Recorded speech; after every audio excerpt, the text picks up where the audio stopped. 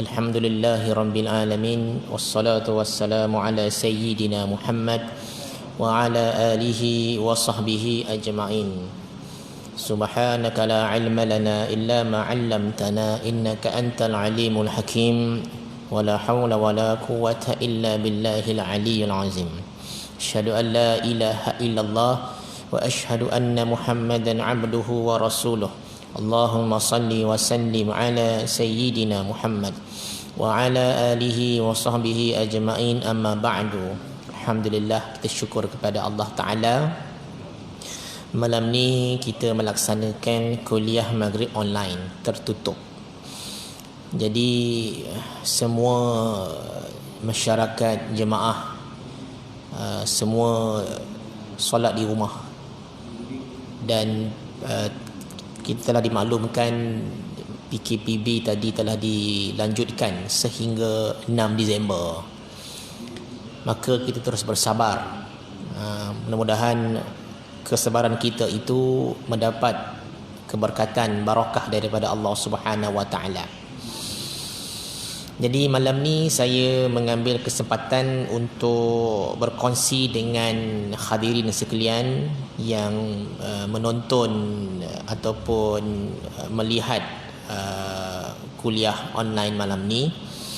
Jadi malam ni saya berkongsi tentang satu hadis Nabi sallallahu alaihi wasallam, insya-Allah.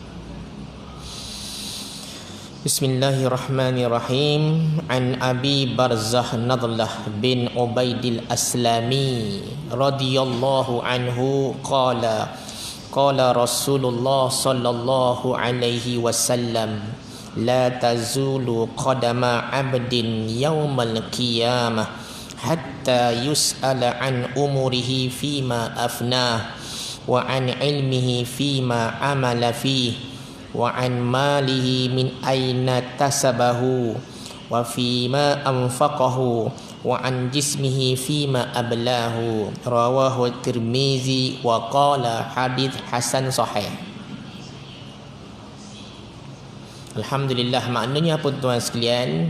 Daripada Abi Barzah Nadlah bin Ubaidil Aslami radhiyallahu anhu berkata, bersabda Rasulullah sallallahu alaihi wasallam, belum berganjak lagi kedua kaki seseorang hamba di hadapan Allah Ta'ala pada hari kiamat nanti.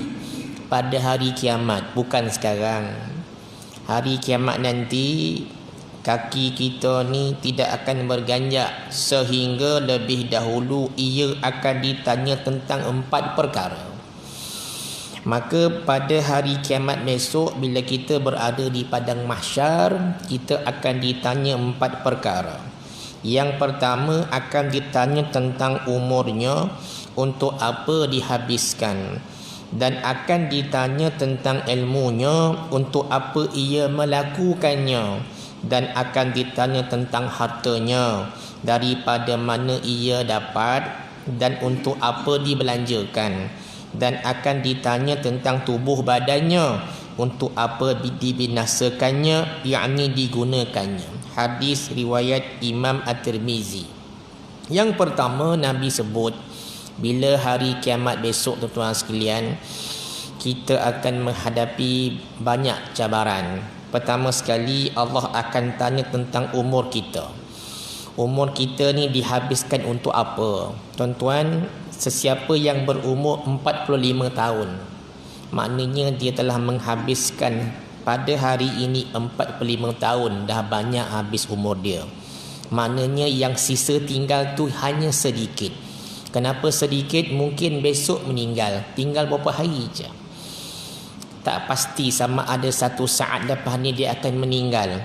Sekejap sangat lepas ni tinggal sikit, bukan lagi tinggal 10 tahun. Kita tak boleh agak kita boleh hidup sampai berapa tahun. Kita mengagak kita boleh hidup sampai 65 tahun.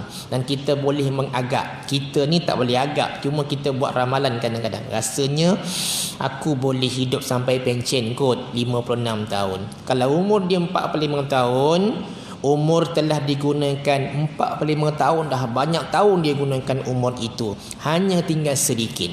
Mungkin seminggu, mungkin sebulan, mungkin 2 bulan, mungkin setahun, mungkin malam garang mati. Maka tinggal sedikit sangat.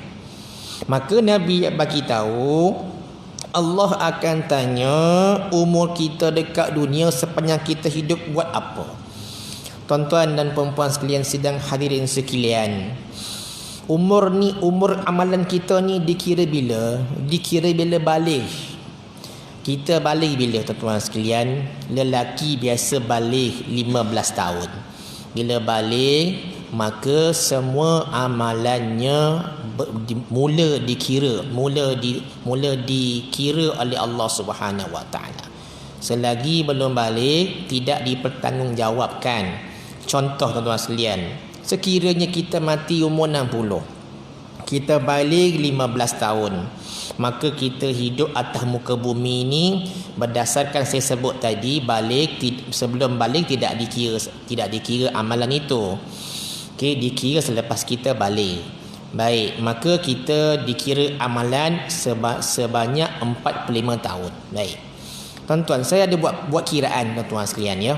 Maknanya 45 tahun dia mati umur 60, dia balik umur 15, artinya dia guna umur dia 45 tahun apa dia buat. Baik. Sekiranya kita solat. Okey? Sekiranya kita tak pernah tinggal solat fardu. Kita solat sunat, sebab ada orang dia sentiasa melaksanakan sembahyang sunat, fardu kadang-kadang tak jaga. Apalah guna kita bangun malam, kita bangun tahajud, bagus tahajud ni. Tapi bila kita bangun malam tahajud tapi subuh kita tak jaga. Kita menjaga sembahyang duha tapi sembahyang zuhur tak jaga.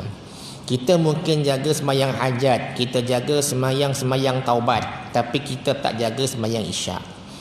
Maknanya apa, tuan sekalian? Kita kena jaga dulu sembahyang fardu ni, kan? Jaga elok-elok. Baik, kalau umur kita 45 tahun kita hidup, mati 60, artinya 1 tahun kita telah solat sebanyak 1825 kali. Ini tak pernah tinggal. Ini perkiraan saya. Kasarlah, artinya kita 1 tahun kita solat sebanyak 1825 kali. Terima tak terima itu Allah akan nilai solat kita itu. Jadi 45 tahun kita solat tak pernah tinggal. Saya tak ambil kira sembahyang sunat, saya ambil kira sembahyang fardu aja. 45 tahun kita hidup tolak balik tadi. Kalau kita mati umur 60, kita akan bawa bertemu Allah Ta'ala sebanyak 82,125 kali solat fardu. Banyak tak? Banyak. Usyuk tak usyuk, tuan-tuan sekalian, itu kita serah kepada Allah SWT akan menilai solat kita. Baik. Kemudian puasa, tuan-tuan sekalian, kalau kita tak pernah tinggal puasa semenjak kita balik umur 15, kita mati umur 60, bermakna kita telah membawa bertemu Allah Ta'ala puasa Ramadan sebanyak 45 kali. Saya tak darab dengan 30 hari itu. Maknanya setahun kita puasa setahun sekali. Kita mati umur 60, maka kita akan bawa puasa Ramadan bertemu Allah Ta'ala sebanyak 45 kali Ramadan. Terima tak terima puasa kita, Allah yang nilai. Kemudian kita berhaji. Bagi yang tak dapat pergi haji, tak apa, sebab kita ada kota. Maka kita bawa haji hanya 1 kali sahaja dalam seumur hidup.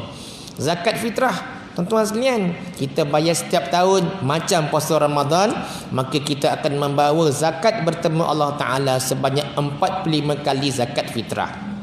Itulah umur kita, tuan-tuan sekalian dan perempuan sekalian. Baik.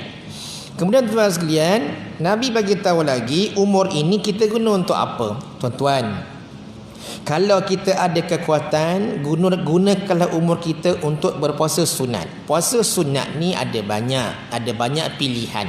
Antaranya bagi mereka yang ada kekuatan, okey, puasa sunat pertama sekali puasa Isnin Khamis. 1 bulan jatuh kepada 8 kali. Tu 8 kali. Siapa yang mampu sebulan, dia tak straight, seminggu 2 kali, sebulan 8 kali. Ramai yang dah buat puasa sunat ni.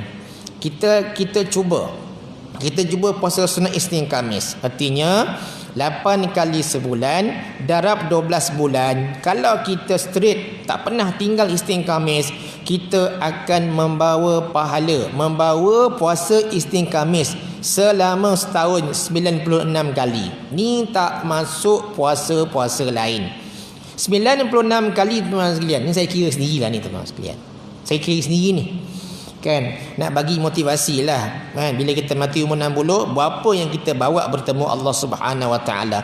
Dan kita tidak akan boleh challenge orang-orang dulu punya ibadat kan, para ulama-ulama terdahulu.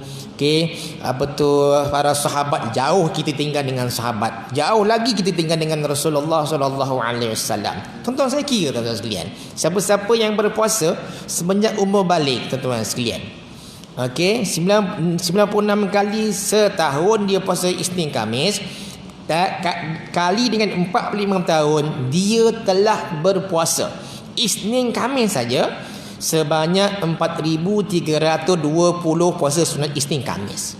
Tuan-tuan sekalian, saya bawa benda ni sebab ada jiran saya tuan-tuan sekalian. Jiran depan rumah saya tu dia berpuasa Isnin Khamis sejak dia remaja. Dia sebut pada saya kan, dia sebut pada saya, dia Isnin Khamis ni dia tak pernah tinggal. Pernah dia kata ketika puasa 6 Syawal, bila tiba hari Isnin, dia tak puasa Syawal tu, dia puasa Isnin kan. Maknanya dia sampai Isnin patut kita boleh ambil puasa Syawal, dia ambil puasa Isnin. Hari Selasa sambung puasa Syawal, sampai hari Khamis patut habis 6 Syawal. Tak, dia puasa sunat Khamis. Begitu suka dia berpuasa, suka sangat berpuasa. Sebab dia kata, Ustaz, saya bermula puasa saya ni semenjak saya remaja sampai umur sekarang 71 tahun. Ada sekali tu dia kata dia pernah tertinggal lama kan, daripada KL ke dia pindah ke Pelangi sebenarnya tuan-tuan sekalian, dia tertinggal lama. Dia kata nak mula balik berat. Ustaz, kalau dah tertinggal Ustaz, nak mula balik payah. Itu sebabnya dia kata apa, momentum puasa ni kalau dah mula jangan berhenti. Dia kata puasa sunat Isnin Khamis. Baik, bagi mereka yang tak mampu 8 kali sebulan, tak mampu. Ada orang tak mampu Isnin Khamis ni sebab kita bekerja, tengok orang makan, kita tak makan. Cabaran besar, bukan senang. Ada satu lagi pilihan puasa, namanya puasa hari putih. Tapi hari putih ni pula dia tak macam Isnin Khamis. Hari putih ni dia straight 3 hari. Mampu tak kita straight 3 hari? Wish, lagi berat. 3 hari saja. Tarikh 13, 14, 15 dalam bulan Islam. Ada kawan saya dia suka puasa hari putih ni. Ada sahabat saya suka Isnin Khamis, dia tidak buat sangat, tapi dia suka puasa hari putih 13, 14, 15. Tuan-tuan sekalian, maknanya apa tuan-tuan sekalian? Maknanya dia nak ambil fadilat puasa hari-hari putih. Baik, hari Isnin Khamis tak boleh, hari putih tak boleh, maka ada lagi option lain, iaitu puasa hari Arafah. Tak boleh puasa hari Arafah. Hari Arafah sehari saja, iaitu hari Arafah yang kita tahu ganjarannya besar. Tak boleh hari Arafah. Ada satu lagi puasa setahun sekali, namanya puasa hari Ashura. Sebab kata ulama, hidup kita ni takkan langsung tak ada puasa sunat. Janganlah harap puasa Ramadan saja, puasalah sunat. Kurang-kurangnya seumur hidup adalah kita terpampang besok di padang mahsyar, terpampang dekat kita punya board, kita pernah puasa sunat. Tuan-tuan sekalian, baik, itu puasa. Tuan-tuan zakat. Tuan-tuan zakat ni, zakat fitrah tu wajib bayar. Ada seorang pakcik ni tuan-tuan sekalian, dia ni dah tua, masih menoreh getah, dah tua dah. Orang tanya dia, pakcik ni tuan-tuan sekalian, dia ni suka baca Quran lepas sembahyang fardu. Dia tak kira, lepas sembahyang fardu dia baca Quran, lepas sembahyang fardu dia baca Quran. Dia tak pernah tinggal itu sampai sekarang. Pakcik tu dia dah tua, tapi dia masih lagi menoreh getah.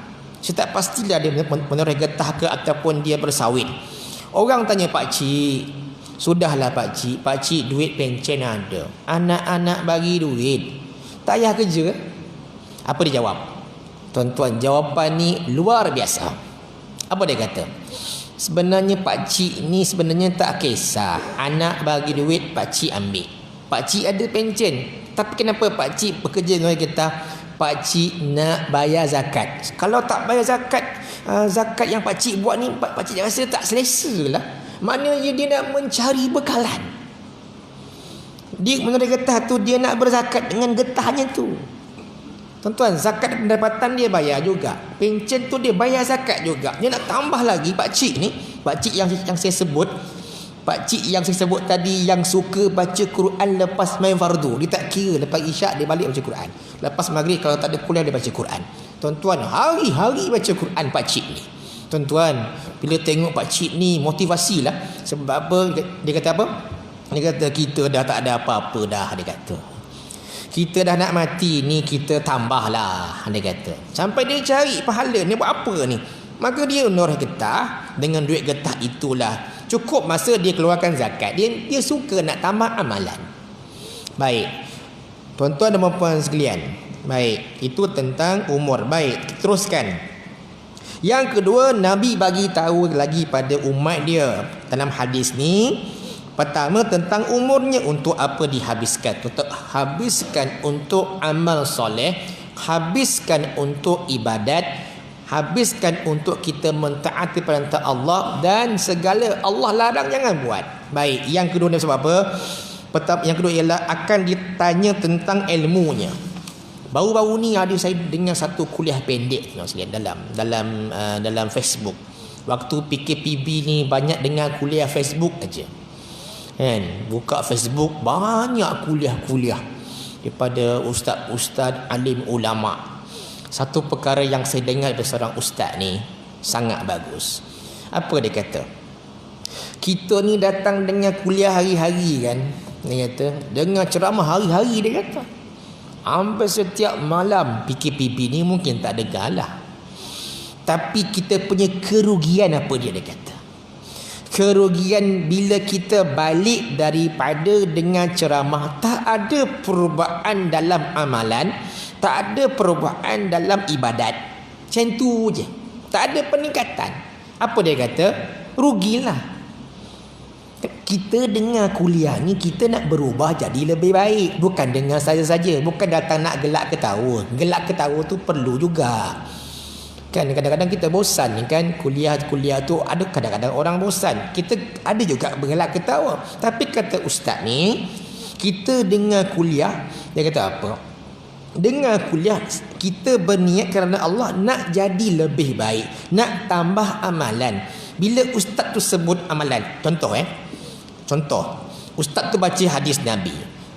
Ini contoh kuliah yang disampaikan oleh alim ulama, tuan-tuan guru. Apa dia sebut? Saya ambil contoh. Ini kuliah ni disebut tentang amalan. Apa dia kata? Nabi kata 4 amalan ini, siapa yang beramal, siapa yang buat, kamu akan masuk syurga dengan aman. Dia sebut dah 4 perkara ni. Siapa yang amal, siapa yang buat, akan masuk syurga dengan aman. Apa arti dia? Artinya Nabi sebut 4 perkara ni maknanya ulama tu sebut dalam kuliah dia menyampaikan ilmu, kita dengar, tapi balik kita tak ada apa. Tak ada perubahan. Biasa je. Maka rugi. Setiap kali datang para asatizah, ustaz ke siapa ke, maka kita ambil dia punya ilmu yang disampaikan dan diamalkan. Pertama apa? Nabi sebut 4 perkara. Pertama apa? Pertama, sebarkan salam. Ini yang pertama. Sebarkan salam. Yang kedua, memberi makan pada orang miskin atau beri makan pada orang yang lapar. Nombor 1 kita buat tak? Kita buat, tak ada masalah. Kita buat pertama, kita buat kepada orang-orang yang kita kenal. Nabi bagi tahu lagi, bagilah salam kepada orang yang tidak kita kenal. Kan? Ini yang pertama kan? Kita dengar, oh betul lah. Kita balik jumpa orang, bagi salam. Assalamualaikum. Kita telah beramal dengan ilmu tu. Ini balik tak nak bagi salam ke orang. Tak nak bagi salam pada dalam rumah kita. Kita balik rumah, kita tak bagi salam ketika berada di muka pintu. Yang kedua, beri makan pada orang yang lapar. Kalau kita tak mampu nak bagi orang makan skala besar, kita belanja orang makan skala kecil. Lepas kita buat kayuhan basikal, kita berhenti dekat kedai tom yam. Kita 5 orang tuan-tuan sekalian, duduk 5 orang, makan roti canai dan semua teh tarik. Tengok, aku rasa aku boleh bayar ni. Sebab dia ambil teh tarik 5, roti canai 5. Artinya mungkin RM10. Kita tolong bayar. Artinya kita beri makan pada orang yang lapar. Mesti lapar lah, lapar kayu basikal lapar, berpeluh-peluh. Kan? Maknanya kita bagi orang yang makan, yang tengah lapar. Ataupun kita pergi kedai makan, kita tengok ada satu meja tu 2 orang.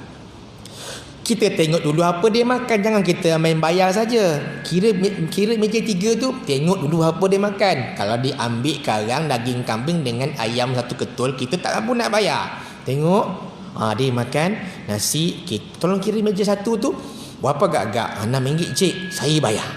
Tanpa pengetahuan dia, maknanya tuan-tuan sekalian, termasuk memberi makan pada orang yang lapar. Kita tak mampu nak buat kenduri kendara besar-besar, bawa tahlil, kita tak mampu, itu habis beribu. Baik, kita amal nak, kita amal. Kita suka nak bagi orang makan. Baik, itu maknanya kita beramal dengan ilmu yang kita dapat. Yang ketiga tuan-tuan sekalian, menghubungkan tali persaudaraan. Ada 2 cara menghubungkan tali persaudaraan. Apa dia? Kita jumpa kawan-kawan, kita naik bukit dengan kawan-kawan, itu menghubungkan tali persaudaraan. Kita mengayuh basikal dengan kawan-kawan, kita ajak kawan makan, itu menghubungkan tali persaudaraan. Kita berwhatsapp dengan WhatsApp dalam grup. Kita ada grup tuan-tuan sekalian, kita boleh menghubungkan tali persaudaraan dalam grup. Boleh kan? Artinya apa tuan-tuan sekalian? Kita bagi assalamualaikum, waalaikumsalam, itu juga menghubungkan tali persaudaraan. Yang keempat, walaupun ini susah tuan-tuan sekalian, tapi Nabi bagi tahu, iaitu apa? Masuk syurga dengan aman. Apa arti aman? Dengan keadaan yang senang, yang mudah. Apa yang keempat? Bangun solat tengah malam ketika orang lain tidur.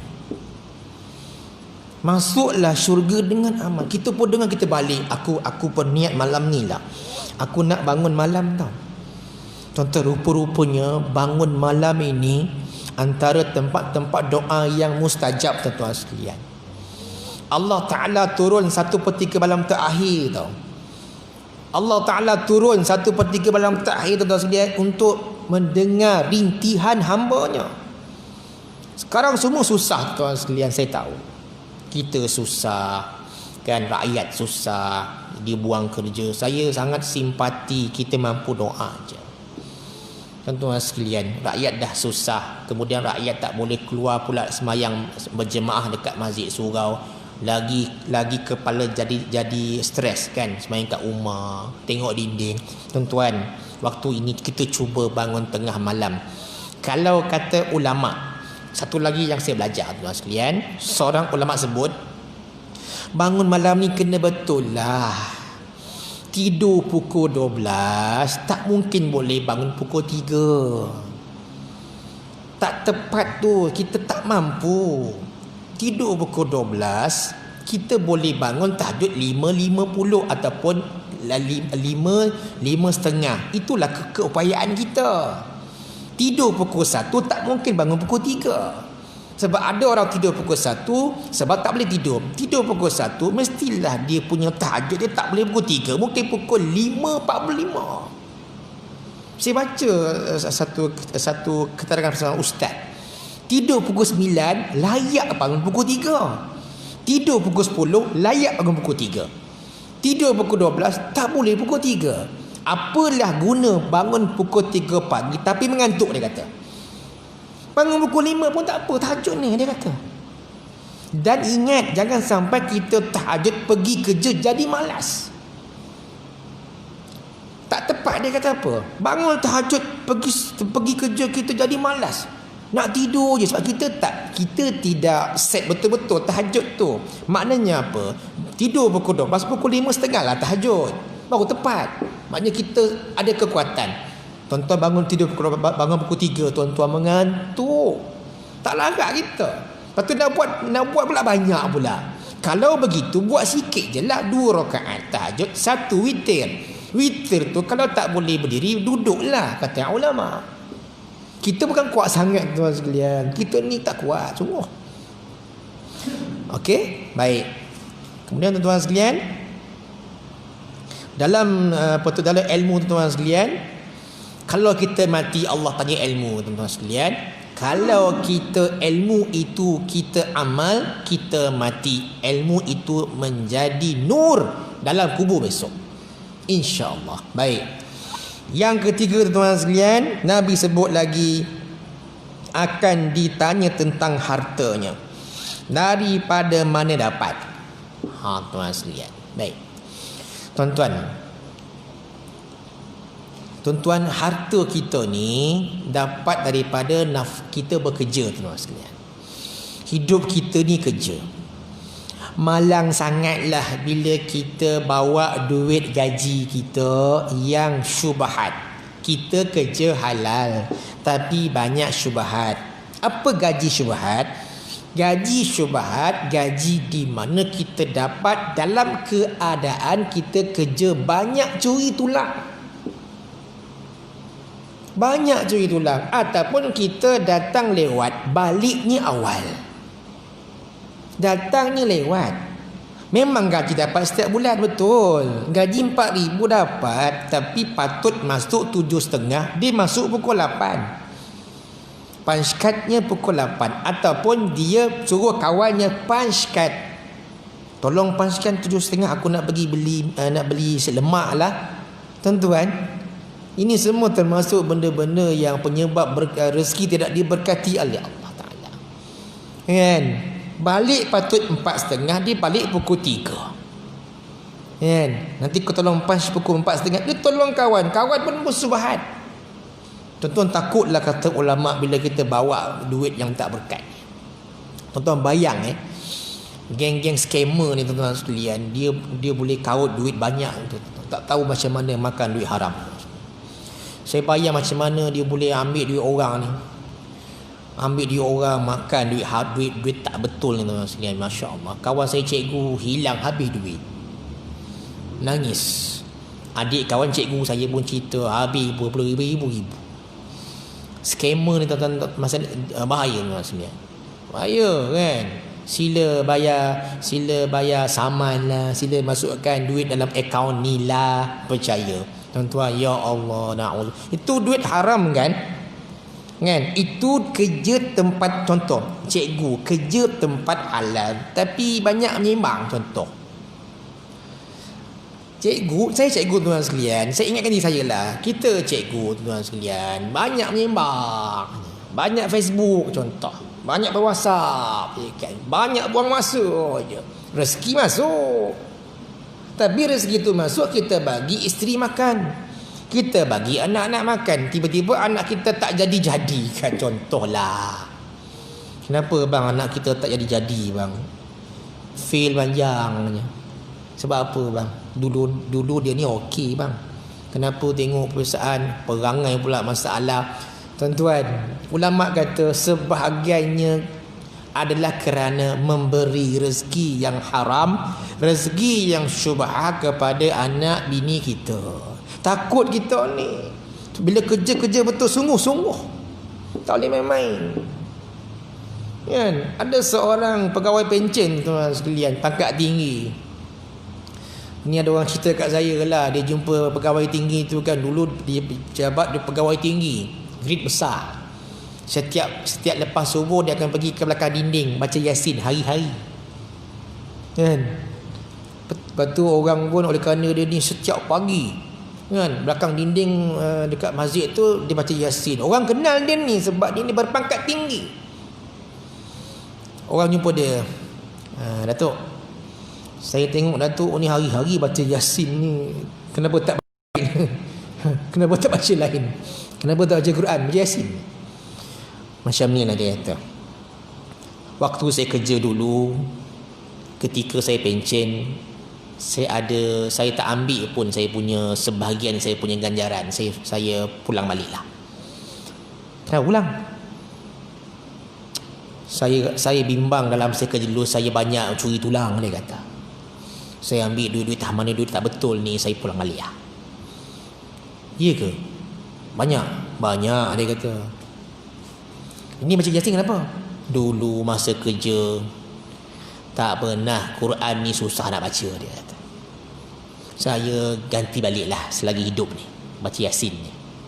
Baca Yasin tuan sekalian. Dan saya pernah tengok seorang brother tuan sekalian, satu surau, dia setiap hari memang baca Yasin tuan sekalian. Baca Yasin ni. Dia akan pakai Yasin tu lepas mayam, Yasin yang kulit hijau tu. Tu standard lah. Yasin ni. Tak tahu nama tuan sekalian. Ini kata orang besar ni, kata, ya Allah, dulu masa kerja, ya Allah, tak ada masa benda ni. Baca Yasin. Hartanya dia infak pada kerajaan balik, dia tak nak ambil sikit dia dapat, lepas tu dia balik. Takut kita rezeki tak berkat. Jaga tuan-tuan sekalian. Okey, sebabnya harta haram ni masuk badan jadi darah daging. Lagilah rasuah tuan-tuan, duit kopi ni lakuk ni. Duit kopi. Walaupun simple lah. Macam saya jumpa seorang kontraktor tuan-tuan sekalian, ada cerita kat saya. Kontraktor luar negara, kontraktor asing lah. Dia walaupun dah ada lesen, tapi itulah kadang-kadang ada orang datang minta duit kopi. Halal lah, hati tak halal. Kan? Walaupun saya ustaz dah ada lesen ustaz. Pekerja saya dah ada lesen ustaz. Saya pekerja saya ni, saya memang bayar setiap tahun dia punya lesen. Tetap ditahan duit kopi. Tak bayar tak lepas lah. Kalau dia minta sikit tak masalah. Dia minta banyak ustaz, sudah hati aku tak halal. Dia kata halal lah. Halal kata kontraktor. Dalam hati aku tak halal lah. Duit kopi kan. Tuan-tuan sekalian. Yang ketiga, cara tipu. Cara tipu yang banyak. Tuan sekalian, bimbang kan. Jaga baik-baik. Okey. Dan yang terakhir tuan sekalian, ni paling penting. Nabi kata apa? Wa an jismihi fi ma ablah. Akan ditanya tentang tubuh badannya, untuk apa digunakannya. Badan kita ni akan ditanya oleh Allah Subhanahu wa taala, tuan-tuan sekalian. Tuan-tuan, satu kisah tuan-tuan sekalian yang sebelum saya tutup lah. Ketika dah bumi ni hancur tuan sekalian, ni cerita bagus daripada seorang tuan guru. Malaikat Jibril dia bertemu Allah Taala, jumpa Allah Taala, wahai Allah, boleh tak aku nak pergi tengok dalam neraka sekejap? Kan? Nak pergi tengok dalam neraka. Tuan-tuan, Malaikat Jibril dimasuk neraka, dia terbang. Tuan-tuan, Malaikat Jibril tuan-tuan sekalian, kelajuan dia tuan-tuan sekalian, saya nak cerita pada malam ini. Daripada 7 petala langit tuan-tuan sekalian. Tuan-tuan, langit ke langit tu 500 tahun dia punya jauh dia perjalanan. Kan? Allah Taala suruh Malaikat Jibril ni bagi tahu Nabi Ibrahim. Kan, turun bagi tahu, tukarkan kibas tau. Nabi Ibrahim tuan sekalian, dalam mimpi dia suruh sembelih Nabi Ismail. Kemudian Nabi Ismail dibawa oleh Nabi Ibrahim ke satu tempat tuan sekalian untuk sembelih. Allah Ta'ala berkata kepada malaikat Jibril, wahai Jibril, kau pergi segera turun ke bumi. Kan? Turun ke bumi, kata, cepat-cepat gantikan kibas sebelum Nabi Ibrahim sembelih anak dia. Tuan-tuan sekalian, malaikat Jibril tuan sekalian, kelajuan dia tak boleh bayang. 7 langit tuan sekalian, langit 1 ke 2 tu jauh dia 500 tahun perjalanan.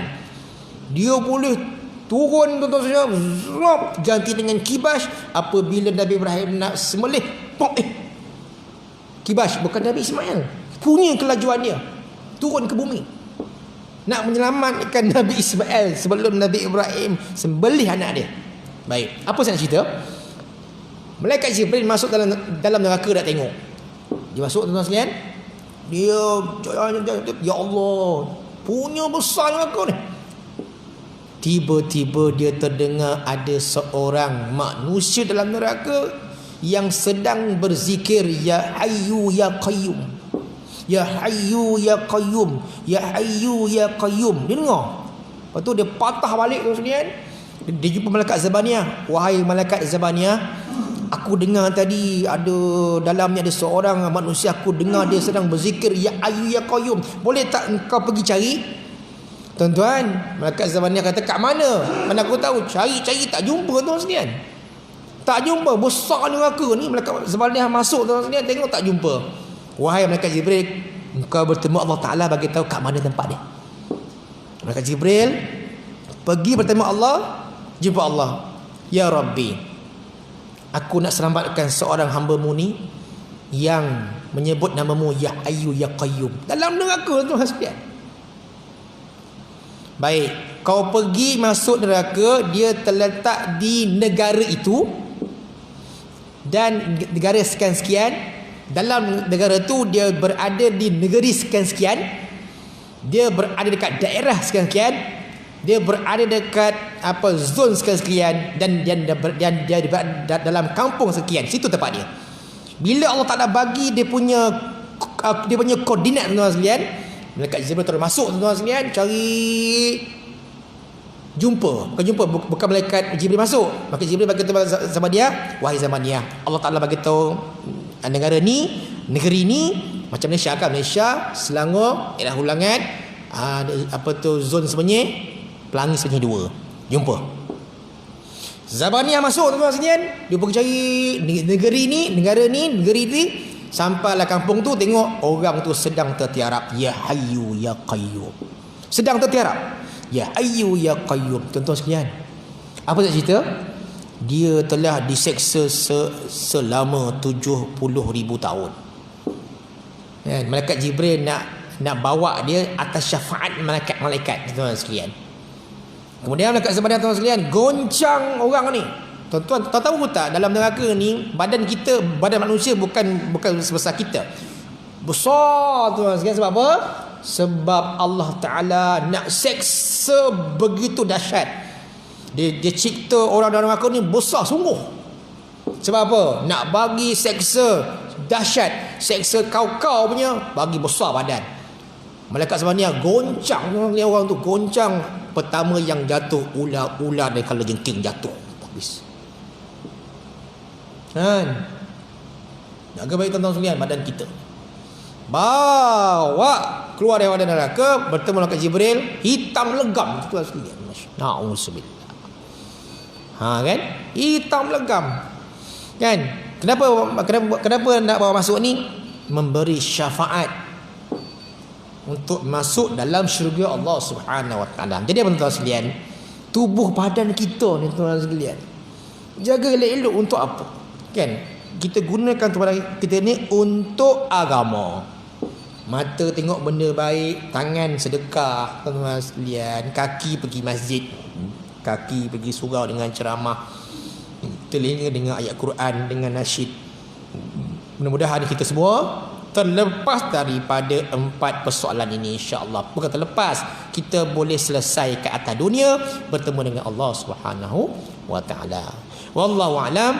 Mudah-mudahan malam ni yang ringkas ini mendapat manfaat untuk kita, dan kita berazam untuk menjadi hamba Allah yang soleh. Wallahu a'lam. Assalamualaikum warahmatullahi wabarakatuh.